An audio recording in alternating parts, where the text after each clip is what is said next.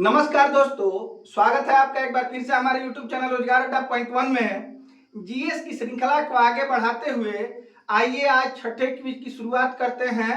इस क्विज में भी मैंने 10 क्वेश्चन शामिल किए हैं और आप इसका एक्सप्लेनेशन देखें, कॉपी पे नोट करें। निश्चित ही आपको आगामी परीक्षाओं में इसका जरूर लाभ मिलेगा।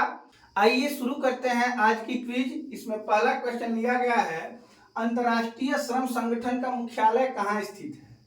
तो सबसे पहले ये जानिए कि इसको अंग्रेजी में आईएलओ बोलते हैं। आईएलओ का मतलब है इंटरनेशनल लेबर ऑर्गेनाइजेशन।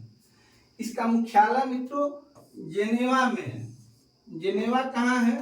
तो स्विट्जरलैंड में, आप लोग याद रखेंगे, स्विट्जरलैंड में। ठीक है। अब ये जो शहर हैं इनमें भी संस्थाएं हैं, एक एक का नाम मैं इसमें भी बताता चलूं।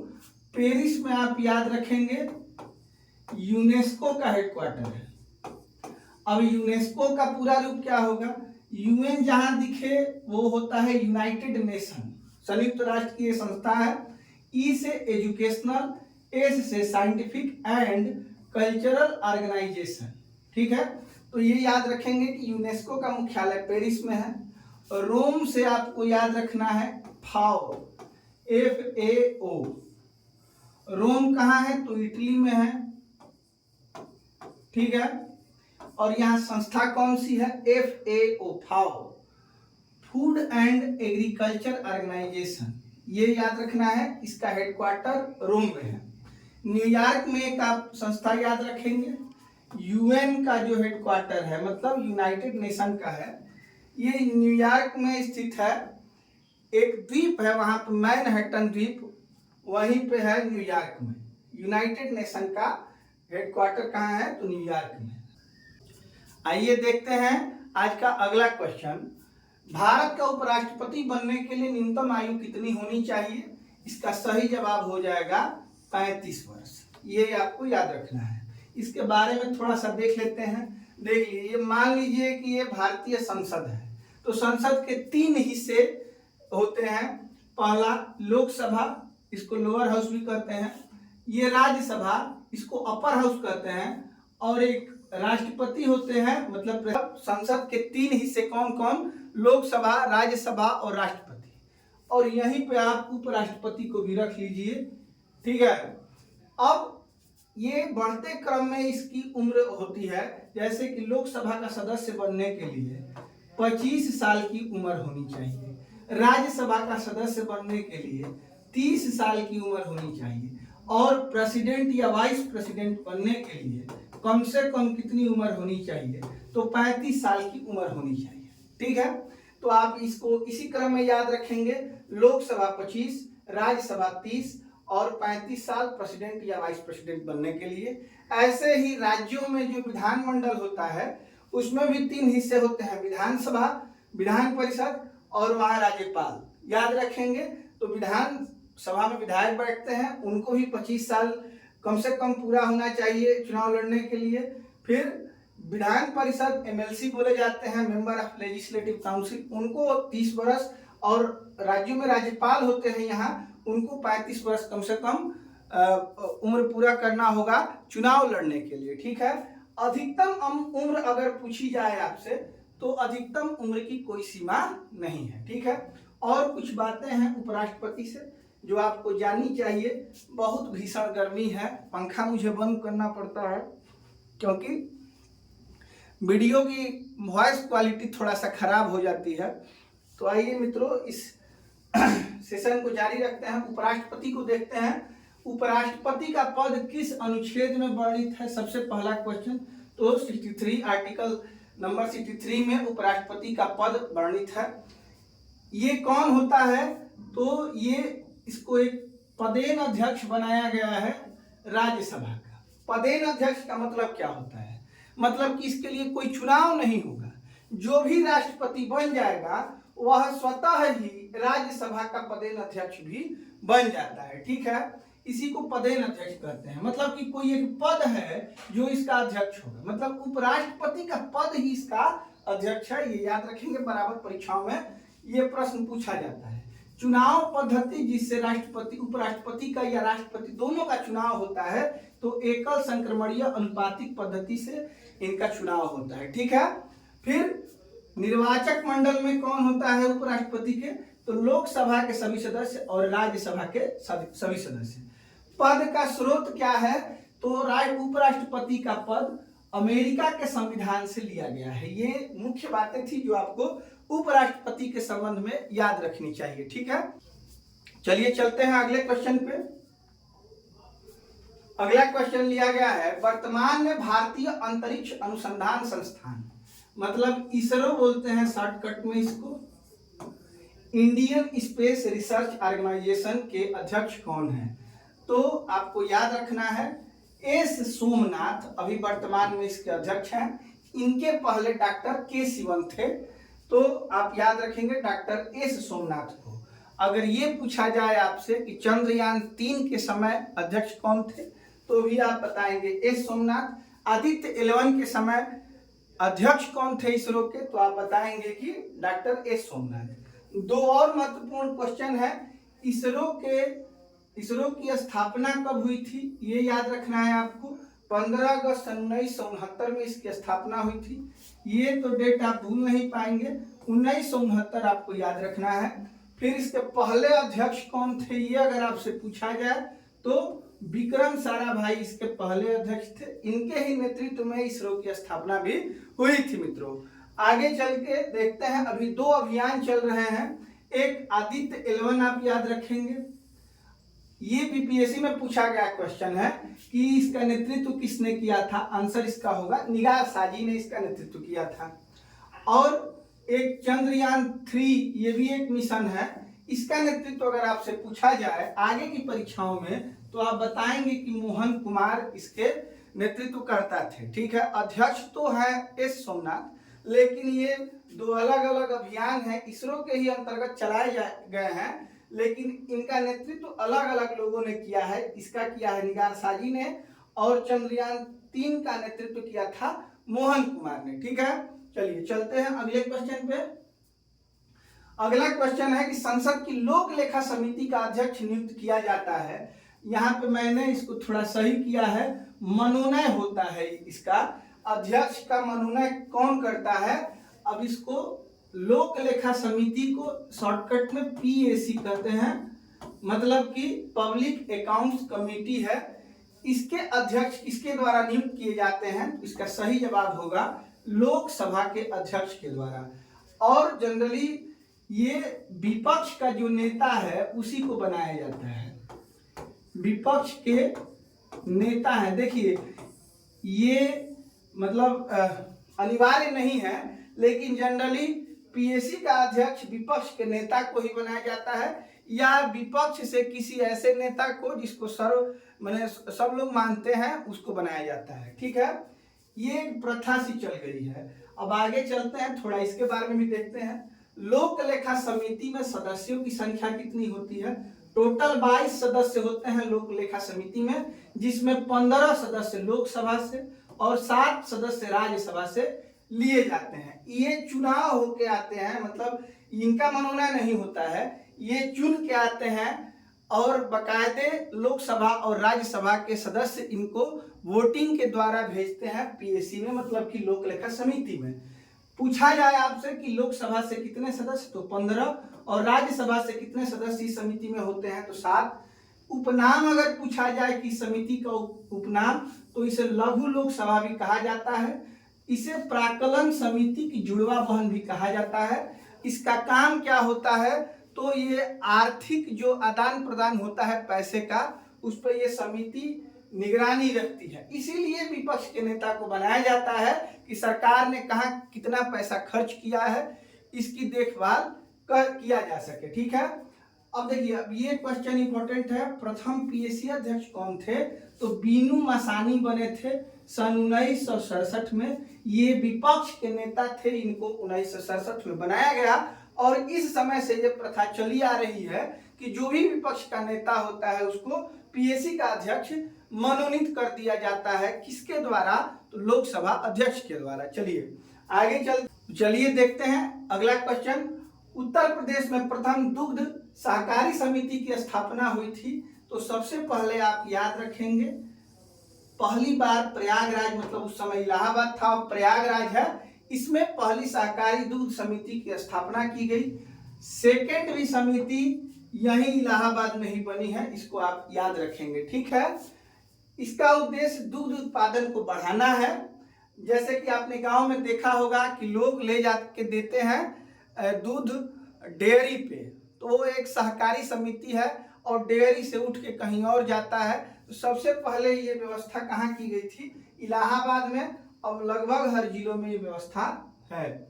आगे चलते हैं, देखते हैं ऑपरेशन फ्लड निम्न में से किससे संबंधित है? ऑपरेशन फ्लड, फ्लड का मतलब बाढ़ होता है, लेकिन यहाँ बाढ़ किसकी आएगी? तो बाढ़ से आप तात्पर्य लगाएंगे दूध के बाढ़ से, मतलब कि ऑपरेशन फ्लड का संबंध किससे है? तो भारत का दुग्ध उद्योग विकसित करने से इसका संबंध है। और इसके बारे में अगर पूछा जाए कि ऑपरेशन फ्लड किसके द्वारा चलाया गया था, तो ये वर्गीज कुरियन के द्वारा चलाया गया था। किस वर्ष में? तो 13 जनवरी 1970 में वर्गीज कुरियन के द्वारा चलाया गया था।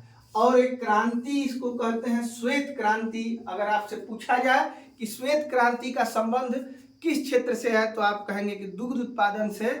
और ये कब चली थी? तो यही दोनों सेम ही है। 1970 में श्वेत क्रांति की शुरुआत हुई थी, किसके द्वारा? तो वर्गीज कुरियन के द्वारा।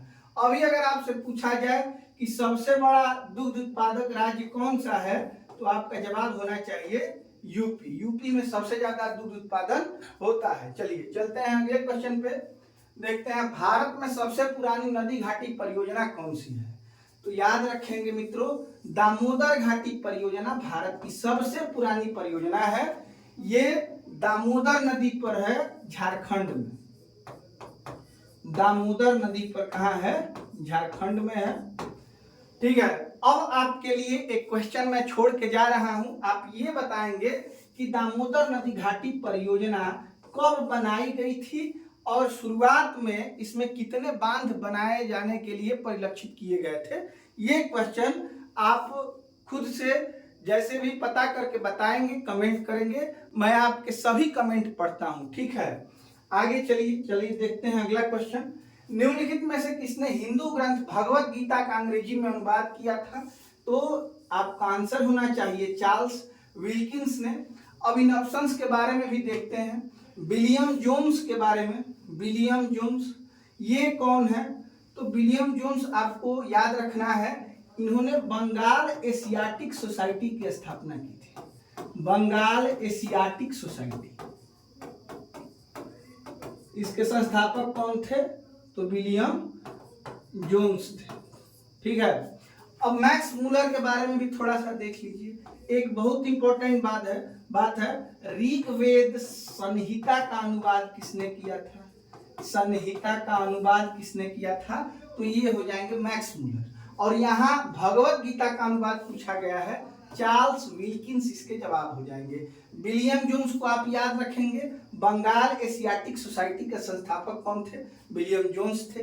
डेविड हेयर के बारे में मैंने पहले भी राजा राम मोहन राय की वीडियो में मैंने इनके बारे में बताया था कि इन्होंने कलकत्ता में हिंदू कॉलेज की स्थापना राजा राम मोहन राय के साथ मिलकर की थी। इनका भी योगदान आपको याद रखना है, ठीक है। आगे चलते हैं। अगला क्वेश्चन ये पूछा गया है कि सर्वोच्च न्यायालय भारतीय नागरिकों के मौलिक अधिकारों की सुरक्षा भारतीय संविधान के किस अनुच्छेद के तहत करता है?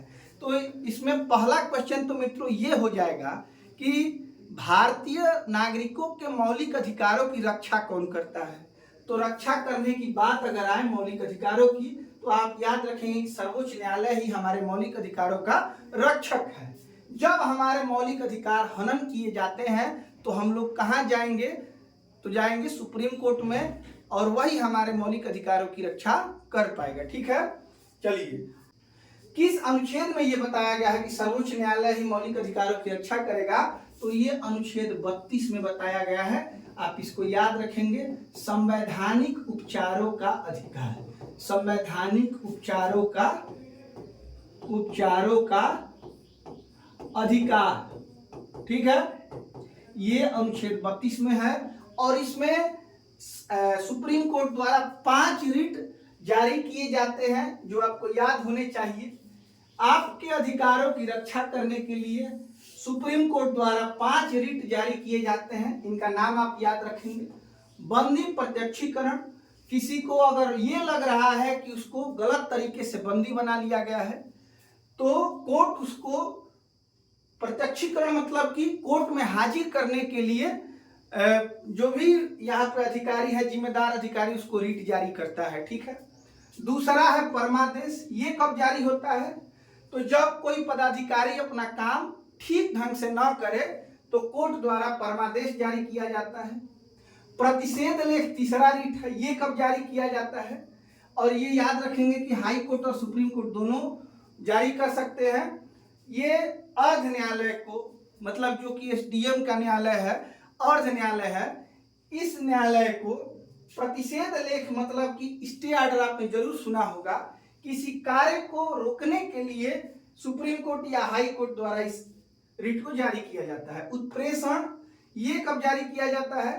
तो उत्प्रेषण अधीनस्थ न्यायालय को, मतलब छोटे न्यायालय से किसी भी वाद विवाद को आगे प्रेषित, मतलब अपने से वरिष्ठ न्यायालय को प्रेषित करने के लिए उत्प्रेषण रिट जारी किया जाता है। अधिकार परीक्षा लेख, मतलब कि ये कब जारी करता है कोर्ट?